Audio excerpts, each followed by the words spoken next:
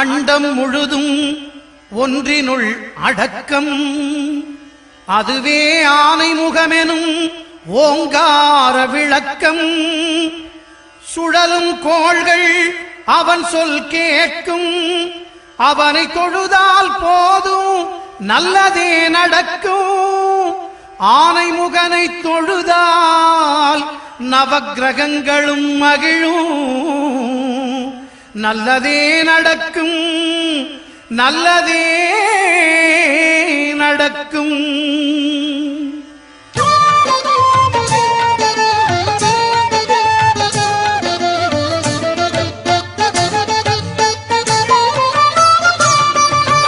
ஒன்பது கோளும் ஒன்றாய் காண அங்கு கற்பகம் என்னும் கடவுளின் மெய்யில்